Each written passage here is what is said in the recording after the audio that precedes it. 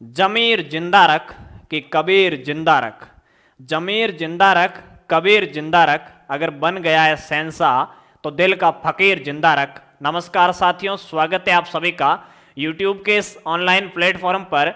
BSTC और PTET 2023 की अपनी ये पहली क्लास होने जा रही है, जिसमें मैं आपको जीके के बहुत इंपॉर्टेंट 20 प्रश्न करवाने वाला हूं, एमसीक्यू। तो आप ध्यानपूर्वक इसको पढ़ेंगे और लास्ट में कमेंट करके ये भी बताओगे कि क्लास आपको कैसी लगी। तो साथियों, शुरू करते हैं बिना देरी किए आज की इस जीके की क्लास को। बीएसटीसी और पीटीईटी की संपूर्ण तैयारी अपने प्लेटफॉर्म के माध्यम से आपको करवाई जाएगी। सर्वोदय कैरियर इंस्टीट्यूट प्लेटफॉर्म में अपना ऑनलाइन ऐप है, उसके माध्यम से आप पूरी तैयारी कर सकते हो। जुड़ने के लिए आप इन नंबरों पे मैसेज कर सकते हो 7014-042730। बाकी यूट्यूब पर तो हम आपकी सेवा में हमेशा साथ रहने वाले हैं। किसी को अगर ये लगता है कि मुझे सेपरेट कोर्स लेके पढ़ना है, नोट्स वगैरह सारी कुछ चीज़ें चाहिए, तो आप ऐप पे आ सकते हो। प्ले स्टोर से Sarvodaya career institute app download कीजिए। चलिए बिना देरी किए शुरू करते हैं आज की अपनी क्लास को। पहला प्रश्न है आज का अपना, राजस्थान की उत्तर से दक्षिण की लंबाई कितनी है? यानी ये आपका राजस्थान का मानचित्र है। पूछा गया है कि उत्तर से दक्षिण की लंबाई कितनी है, यानी ये लंबाई कितनी है। हालांकि आपको दिख रहा होगा कि ये लंबाई ज्यादा है, लेकिन लंबाई पश्चिम से पूर्व की है या पूर्व से पश्चिम की है, ये आपकी ज्यादा है। थोड़ा सा मैप इस प्रकार से बनना चाहिए। तो उस उत्तर से दक्षिण की लंबाई कितनी है, यानी ये लंबाई आपको बतानी है। पहला है 869 किलोमीटर, दूसरा है 968 किलोमीटर, तीसरा है 824 और चौथा है 826। तो जल्दी से कमेंट करके बताना है कि राजस्थान की उत्तर से दक्षिण की लंबाई कितनी है। तो इसका राइट आंसर हो जाएगा 826 किलोमीटर, और अगर पश्चिम से पूर्व की पूछे तो 869 किलोमीटर हो जाएगा। चलिए दूसरे प्रश्न की ओर आगे बढ़ते हैं। दूसरा प्रश्न है, राजस्थान को राजपूताना नाम किसने दिया? यानी राजस्थान प्रदेश को, राजस्थान के भूभाग को राजपूताना नाम सबसे पहले किसने दिया था? पहला ऑप्शन है जॉर्ज थॉमस ने, दूसरा है कर्नल जेम्स टॉड ने, तीसरा है पटेल ने यानी सरदार पटेल ने, और चौथा है जेम्स पीटर ने। तो जल्दी से इसका सही आंसर कमेंट बॉक्स में बताना है कि राजस्थान को राजपूताना नाम है वो किसने दिया था। तो इसका सही उत्तर हो जाएगा जॉर्ज थॉमस ने। सर कब दिया था? 1800 ईस्वी। सर हमने 19वीं सदी पढ़ा है, बिल्कुल सही है। 19वीं सदी कहो या 1800 ईस्वी कहो, दोनों एक ही बात है। और कर्नल जेम्स टॉड ने राजस्थान को राजस्थान, राजस्थान या रजवाड़ा नाम दिया था। चलिए अगले प्रश्न की ओर आगे बढ़ते हैं। अगला प्रश्न है, निम्न में से कौन सा जिला अंतरराज्यीय सीमा पर स्थित नहीं है? साथियों, अंतरराज्यीय और अंतरराष्ट्रीय में फर्क करना सीखिए। अंतरराष्ट्रीय का अर्थ होता है किसी दूसरे देश से लगने वाली सीमा, और अंतरराज्यीय का अर्थ होता है किसी दूसरे राज्य से लगने वाली सीमा। तो ऐसा कौन सा जिला है इनमें से जिसकी सीमा किसी भी राज्य से नहीं लगती है? पहला ऑप्शन है भरतपुर, दूसरा बूंदी, तीसरा बारां, चौथा करौली। तो इसका सही आंसर हो जाएगा बूंदी जिला। इसकी सीमा है वो किसी भी दूसरे राज्य से नहीं लगती है। अगले प्रश्न की ओर आगे बढ़ते हैं। अगला प्रश्न है, राजस्थान के किस जिले की अधिकतम 8 जिलों से सीमाएं स्पर्श करती है? यानी ऐसा कौन सा जिला है जिसकी सीमा 8 जिलों से लगती है, यानी 8 जिलों से टच करती है, स्पर्श करती है। पहला ऑप्शन है नागौर, दूसरा है भीलवाड़ा, तीसरा है अजमेर, चौथा है पाली। जल्दी से कमेंट करके इसका सही आंसर बताना है। तो इसका राइट आंसर हो जाएगा पाली जिला। कौन सा जिला? पाली जिला, जिसकी सीमा 8 जिलों से लगती है। कौन कौन से जिले हैं? अजमेर, दूसरा हो जाएगा बाड़मेर, तीसरा हो जाएगा आपका नागौर, चौथा हो जाएगा राजसमंद, पांचवा हो जाएगा आपका सिरोही, छठा हो जाएगा उदयपुर, जाजो यानी जालोर, सातवां जालोर, और उसके बाद जोधपुर। यानी ये 8 जिले हैं, इनकी सीमा पाली जिले से, यानी पाली जिले की सीमा 8 जिलों को स्पर्श करती है। अजमेर, बाड़मेर, नागौर, राजसमंद, सिरोही, उदयपुर, जालोर और जोधपुर। इसका एक ट्रिक भी है, अबा जाजो नारा सिव, इस प्रकार से याद कर सकते हो, अबा जाजो नारा सिव। यानी इस प्रकार से आप याद कर सकते हो, एक बार ट्रिक लिख लेना, आपको याद हो जाएगा। चलिए अगले प्रश्न की ओर आगे बढ़ते हैं। अगला प्रश्न है, राजस्थान भारत के किस भाग में स्थित है? यानी ये अपना भारत का मानचित्र है, इसमें राजस्थान कहाँ है ये आपको बताना है। तो अपना राजस्थान यहाँ है, ये उत्तर दिशा है और ये पश्चिम है, तो उत्तर पश्चिम में आपका राजस्थान स्थित है। पहला ऑप्शन इसका सही हो जाएगा। मानचित्र बनाना सीखिए, यानी मानचित्र से पढ़ोगे तो आपको कंफर्म याद रहेगा, नहीं तो भूल जाओगे, उत्तर दक्षिण पूर्व पश्चिम सारे आपके गोल हो जाएंगे। तो इसलिए मानचित्र से देखिए, उत्तर है, इधर पश्चिम है, तो राजस्थान कौन सी दिशा में? उत्तर पश्चिम दिशा में स्थित है। आगे बढ़ते हैं। अगला प्रश्न है, कर्क रेखा राजस्थान के कौन से जिलों से गुजरती है? 23.5 डिग्री उत्तरी अक्षांश रेखा को क्या कहते हैं? कर्क रेखा कहते हैं। 23.5 डिग्री उत्तरी अक्षांश को कर्क रेखा कहते हैं, 23.5 डिग्री दक्षिणी अक्षांश को मकर रेखा कहते हैं। यह बात आपको ध्यान में रखनी है। अब आपको बताना है कि कर्क रेखा राजस्थान के कौन से 2 जिलों से गुजरती है। पहला है बांसवाड़ा प्रतापगढ़, दूसरा है उदयपुर डूंगरपुर, तीसरा है डूंगरपुर प्रतापगढ़ और चौथा है डूंगरपुर बांसवाड़ा। तो इसका राइट आंसर क्या हो जाएगा? कर्क रेखा राजस्थान के बांसवाड़ा और डूंगरपुर 2 जिलों से गुजरती है। डूंगरपुर के चीखली गांव से और बांसवाड़ा की कुशलगढ़ तहसील से राजस्थान में कर्क रेखा की लंबाई 26 किलोमीटर हो जाएगी। तो ये इसका सही आंसर डी हो जाएगा। अगले प्रश्न की ओर आगे बढ़ते हैं। 7वां प्रश्न है, राजस्थान में सर्वाधिक नदियां किस संभाग में हैं? यानी राजस्थान के 7 संभागों में से सबसे ज्यादा नदियां किस संभाग में प्रवाहित होती है, बहती है? पहला ऑप्शन है उदयपुर, दूसरा है कोटा, तीसरा है जयपुर, चौथा है भरतपुर। तो इसका सही आंसर हो जाएगा आपका कोटा संभाग में। अब सबसे ज्यादा तो कोटा में, तो सबसे कम कौन से संभाग में है? ये आपकी हो जाएगी बीकानेर संभाग में। बीकानेर संभाग में सबसे कम नदियां बहती है और राजस्थान के 2 जिले हैं बीकानेर और चूरू, जिसमें कोई नदी नहीं बहती है। एक सेकंड पानी पी लेता हूं। अगला प्रश्न देखते हैं जल्दी जल्दी, बिना समय वेस्ट किए। ये पृष्ठ एक खाली है। अगला प्रश्न आप पढ़िए।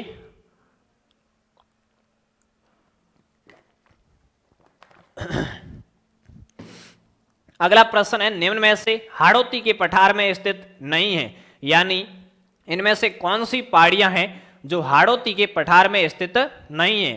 पहला ऑप्शन है कुंडला की पहाड़ियां, दूसरा है मालखेत की पहाड़ियां, तीसरा है रामगढ़ की पहाड़ियां, चौथा है मुकुंदरा की पहाड़ियां। तो इसका सही आंसर हो जाएगा मालखेत की पहाड़ियां हैं आपके सीकर जिले में। किस जिले में? सीकर जिले में है। तो ये हाड़ौती के पठार में नहीं है। बाकी ये मुकुंदरा, रामगढ़ और कुंडला की पहाड़ियां हाड़ौती के पठार में अवस्थित है। अगले प्रश्न की ओर आगे बढ़ते हैं। अगला प्रश्न है, राजस्थान के नलकूप एवं कुओं द्वारा सर्वाधिक सिंचाई होती है, कौन से भाग में होती है? आपको याद रखना है कि राजस्थान में सर्वाधिक सिंचाई जो होती है वो कुओं और नलकूपों से ही होती है, लेकिन यहां पूछा गया है कि कौन से भूभाग में होती है। पहला ऑप्शन है पश्चिमी राजस्थान, दूसरा है पूर्वी राजस्थान, तीसरा है दक्षिणी राजस्थान और चौथा है दक्षिणी पूर्वी राजस्थान। तो इसका सही आंसर हो जाएगा पूर्वी राजस्थान। जिला अगर आपको पूछे तो जयपुर के आसपास का क्षेत्र हो जाएगा, जयपुर, दौसा वगैरह ये हो जाएगा। तो इसका सही आंसर हो जाएगा पूर्वी राजस्थान। अगला देखते हैं, बीहड़ का संबंध है, यानी बीहड़ का संबंध किस बेसिन से है, किस नदी क्षेत्र से है? पहला ऑप्शन है माही बेसिन, दूसरा है बनास, तीसरा संबल बेसिन और चौथा है बाणगंगा बेसिन। जल्दी से बताना है, 2 शब्द है, एक तो है बीड़ और दूसरा है बीहड़। बीड़ तो है शेखावाटी के घास के मैदान, क्या है? सीकर, झुंझुनू, चूरू, नागौर में जो शेखावाटी क्षेत्र है वहां के घास के मैदान है वो बीड़ कहलाते हैं। और बीहड़ है वो संबल का क्षेत्र है, यानी चंबल नदी के आसपास का जो क्षेत्र है जहां गड्ढे बने हुए हैं, जहां डाकू छुपे रहते हैं, उस क्षेत्र को बीहड़ कहते हैं। तो इसका राइट आंसर हो जाएगा चंबल बेसिन। अगला प्रश्न देखते हैं। अगला प्रश्न है, छप्पन का मैदान स्थित है। छप्पन का मैदान कहाँ स्थित है, किन किन जिलों में स्थित है? 3 प्रकार के छप्पन का नाम आता है। एक तो छप्पन का मैदान है, दूसरा छप्पन का पर्वत है, उसके बाद में छप्पन की पहाड़ियां। तीनों अलग अलग है और तीनों इंपॉर्टेंट है, आज याद हो जाने चाहिए। तो छप्पन का मैदान है वो तो आपका हो जाएगा दक्षिणी राजस्थान में, सबसे नीचे जिला है बांसवाड़ा और इधर है प्रतापगढ़। तो बांसवाड़ा और प्रतापगढ़ इसका सही आंसर हो जाएगा। अब छप्पन का पर्वत है वो आपके उदयपुर जिले में हो जाएगा। 56 की पहाड़ियां हैं वो आपके बाड़मेर जिले में हो जाएगी। सिवाना से लेके मोकलसर तक 56 पहाड़ियों के समूह को 56 की पहाड़ियां कहते हैं। तो ये 3 प्रकार की बातें याद रखनी, 56 का मैदान दक्षिणी राजस्थान, 56 का पर्वत उदयपुर और 56 की पहाड़ियां बाड़मेर। चलिए अगला प्रश्न देखते हैं, बनास नदी द्वारा निर्मित अवशिष्ट पहाड़ी मैदान क्या कहलाता है? चंबल का तो बीहड़ था, लेकिन बनास का क्या कहलाता है? पहला है रोही का मैदान, दूसरा है पिडमांट का मैदान, तीसरा है खैराड़ प्रदेश, चौथा है बीहड़। तो इसका सही आंसर हो जाएगा पिडमांट का मैदान, बी इसका बिल्कुल सही आंसर हो जाएगा। आगे बढ़ते हैं अगले प्रश्न की ओर। अगला प्रश्न है, अरावली पर्वतीय प्रदेश में मृदा का विस्तार है, ये मृदा का नवीन वर्गीकरण है। क्या है? नवीन वर्गीकरण। तो नवीन वर्गीकरण से ही सवाल आते हैं, पुराने वाले से नहीं आते हैं। काली मृदा कहाँ है, पीली मृदा कहाँ है, भूरी कहाँ है, वैसे नहीं आते हैं। अब आता है एंटीसोल, एल्फीसोल, इंसेप्टिसोल, वर्टिसोल। सोल का अर्थ होता है मृदा, तो ये तो सबके आगे ही लगेगा। एंटीसोल पश्चिमी राजस्थान में, जहां बाड़मेर, जैसलमेर, जोधपुर इस जगह एंटीसोल है। एल्फीसोल से वो पूर्वी राजस्थान में है, जयपुर के आसपास के क्षेत्र में है। इंसेप्टिसोल से वो अरावली पर्वत में है, और वर्टिसोल से काली मिट्टी हाड़ौती के पठार में। ठीक है, हाड़ौती के पठार में।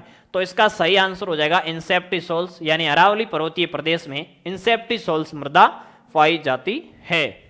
15वां प्रश्न देखते हैं अगला, क्षेत्रफल की दृष्टि से राजस्थान का सबसे छोटा भौतिक प्रदेश है। राजस्थान को 4 भौतिक प्रदेशों में बांटा गया है, आपको याद होना चाहिए। थार का मरुस्थल, अरावली पर्वतीय प्रदेश, पूर्वी मैदान और हाड़ौती का पठार। तो आपको पूछा गया है कि सबसे छोटा भौतिक प्रदेश कौन सा है क्षेत्रफल की दृष्टि से, तो इसका राइट आंसर हो जाएगा दक्षिणी पूर्वी पठारी प्रदेश, यानी हाड़ौती का पठार, जिसका क्षेत्रफल 9% है और जनसंख्या 10% हो जाएगी।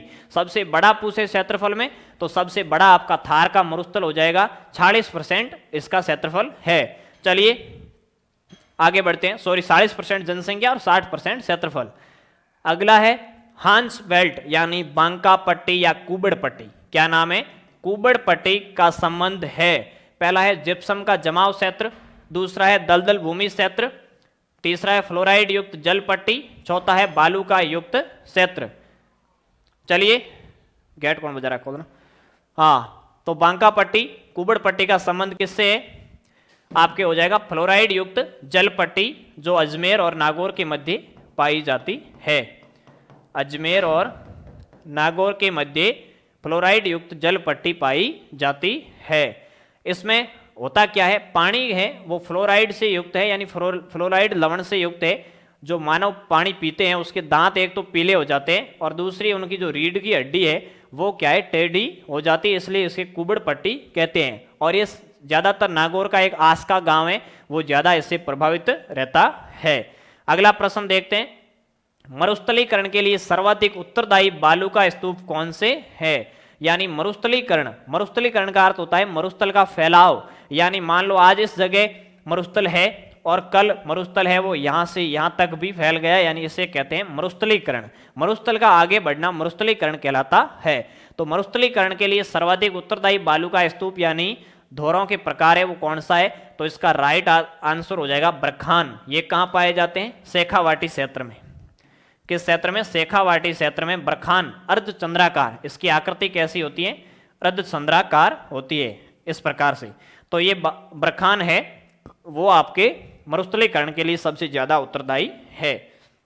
अगला है लाठी सीरीज क्या है? राजस्थान में लाठी भी है और राजस्थान में डांग भी है। डांग तो पूर्वी राजस्थान में, लाठी पश्चिमी राजस्थान में, यानी ये एक भूमिगत जल पट्टी है।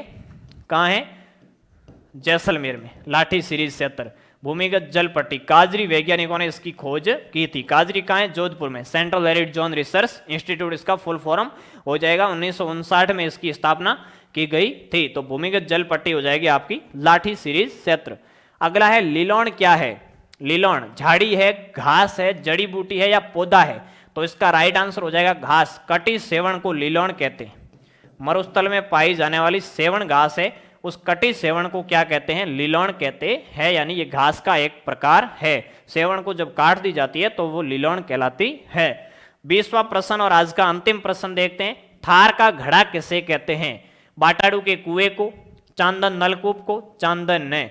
लाठी सीरीज या फिर खड़ेन को, तो इसका राइट आंसर हो जाएगा चांदन नलकूप को। बाटाडू के कुएं को रेगिस्तान का जल महल कहते हैं और चांदन नलकूप है वो लाठी सीरीज क्षेत्र के अंतर्गत ही आता है। तो ये इसका राइट आंसर हो जाएगा। साथियों, आशा करता हूँ क्लास आपको पसंद आई होगी। आगे भी रोजाना रेगुलर क्लासेज चलती रहेगी, इसलिए चैनल को सब्सक्राइब जरूर कीजिए और साथ ही साथ बेल आइकन वाला बटन प्रेस कर दीजिए ताकि जब भी क्लास आए आपको नोटिफिकेशन मिल जाए। तो साथियों, मिलते हैं नेक्स्ट वीडियो में, तब तक के लिए जय हिंद, खुश रहिए, मस्त रहिए, वंदे मातरम।